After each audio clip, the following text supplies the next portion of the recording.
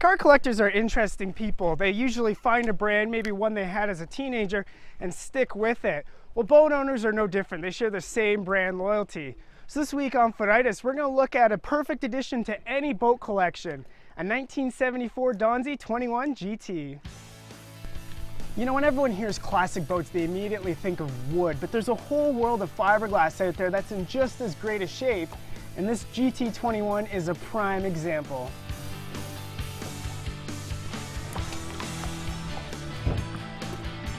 So to understand the 21 GT, we need to take a quick history lesson.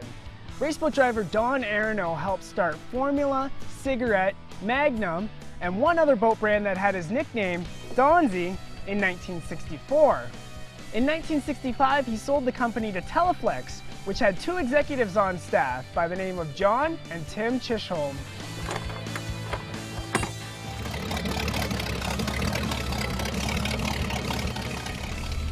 So in the fall of 1967, Tim and John broke out and bought Donzi from Teleflex. They wanted to free the company from the corporate constraints. I just can't help but find that so refreshing, because when you're behind the wheel of a Donzi, you feel free from the constraints of, well, anything.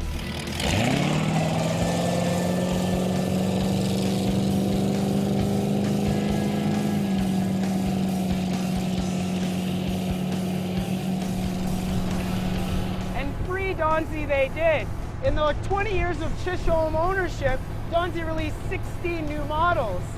Some, like in 1973 Donzi Dinghy, lasted only a year, while in 1982 they released the 22 Classic, and it's still in production today. Our 21 GT was introduced in 1969 and enjoyed a 12-year ride to 1980.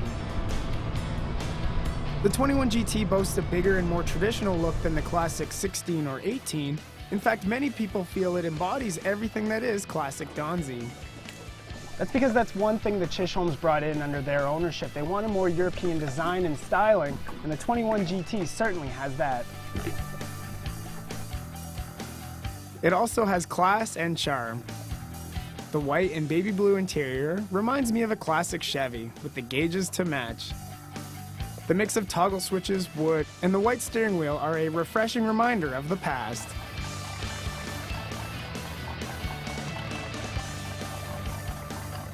And one thing that hasn't changed over the years is the exciting ride and performance that comes with every Donzi.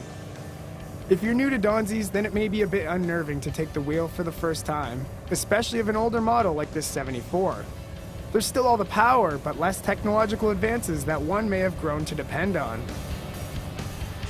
The steering had a bit of play, the trim was iffy, and I don't think the tabs were working, but that all added up to a fun-to-drive boat. Like any vehicle, you just have to learn to handle the individual quirks and you're on your way. Because it's still the same old Donzi hull, inspired and built by a racing legend. It restores your confidence and you start to see what has made these boats so popular.